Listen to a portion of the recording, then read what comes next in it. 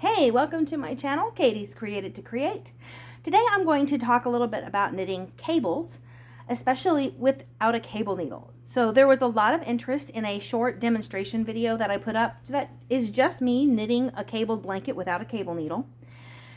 This video is going to be more like a tutorial. We're going to talk about what we're doing and what we might use to do it.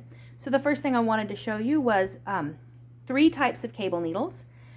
There are probably more than this, but these are 3 that I know of. If I use a cable needle at all, I usually use this one. But truly, I rarely, if ever, use a cable needle, and I will also be showing you that technique in this video. Let's get started. And now I'm going to show you how to do your cable. So what you're doing when you knit a cable, you are reordering the order that you're going to knit the stitches in. So instead of just knitting the next stitch, you're actually going to rearrange them and knit them in a new order. So what I want to do is I'm going to put 3 stitches on my cable needle and hold it toward the front. So here's the next 3 stitches. I'm just going to slide them purlwise onto this little cable needle here, and I'm going to hold this needle down in the front. Then I'm going to knit the next 3 stitches on my regular working needle. 1, 2, 3. Now I can't leave these stitches hanging here forever, so I'm actually going to go back and I'm going to work these. Now depending on what kind of cable needle you have, you might need to slide it back onto your working needle in order to do that. So I'm going to slide these stitches back onto my left hand needle. I don't know if you can see it there. 1, 2, 3 stitches back on, and then I can knit those stitches. 1,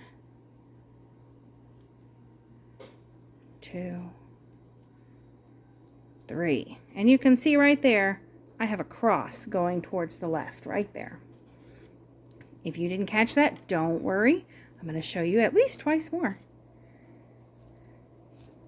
There's all kinds of different cable needles. The one that I've been using is actually just a 4-inch double-pointed needle. That's what I like to use if I use a cable needle. But you might have one that looks a little different. But the process, no matter what shape your cable needle is still the same. So for example, if you have one that looks like this, you're still going to slide the next 3 stitches onto your cable needle.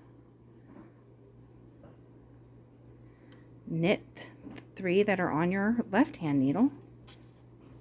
This cable needle is really a little bit big. It's the only fishhook style cable needle I had to show. And you're just going to ignore that cable needle hanging out there. Then you're going to slide those stitches back onto your left hand needle. In a second, when we get to it again, I'll show you why I use that double pointed needle if I need a cable needle instead of that hook.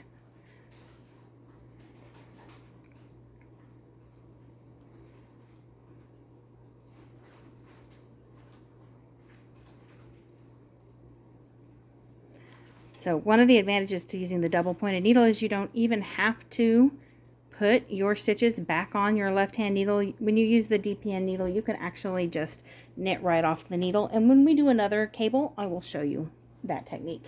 6CF again, cable 6 to the front. So remember, for that, if I'm going to use my cable needle, I'm going to slide the first 3 stitches, and this time I'm going to show you why I use a double pointed needle as a cable needle if I use a cable needle. This is the advantage to a double pointed needle over something like the hook, which I also showed you. Right, I've completed that. I'm going to make sure those stitches don't fall off. And now instead of moving these stitches off this needle and onto the other, I can knit them right off this DPN. And that is why I always use a DPN as a cable needle. And look, you can see our cable's starting to grow down there. Pretty neat, huh? Now, here we are ready to 6CF without the cable needle. I want to skip these 3 stitches and I want them to be in the front. So I'm going to turn my work so I can see the back. I'm going to get all 3 of those stitches onto the needle I'm wanting to use. I'm going to slide these 3 stitches right off.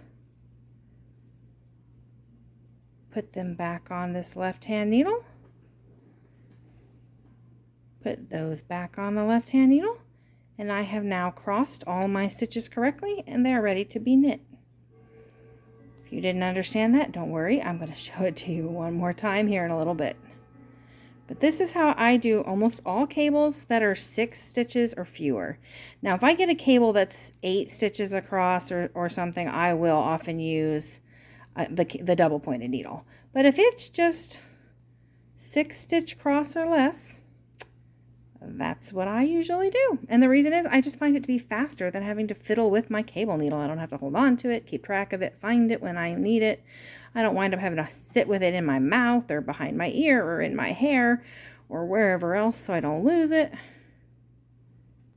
Purl 2, and I'll show you one more time how I work that cable needle, that cable stitch without the cable needle. So here's my 6 knit stitches that I'm going to reorder.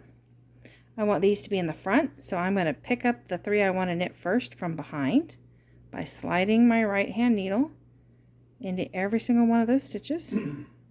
Well, I got 2. Third one doesn't want to come along.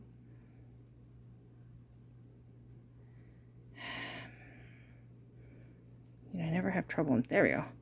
So now I've got the 3 stitches I want to knit first on my right hand needle. I'm going to slide my left hand needle out of all of these stitches. And you see where my right hand thumb is. I'm kind of supporting these stitches so they don't just go flying down. Then I'm going to put my left hand needle back in there. And I'm going to put these back on. Now my stitches are all in the order that I want them. And I'm just going to knit. So any of the ways that I showed you to cable would be just fine. You can use a traditional hooked cable needle or one of the ones that looks like a double pointed needle with a little dip in it. You could just use any old double pointed needle, or you can use no cable needle at all. And it'll work all the same. Thank you. I hope this was helpful. Go make today beautiful.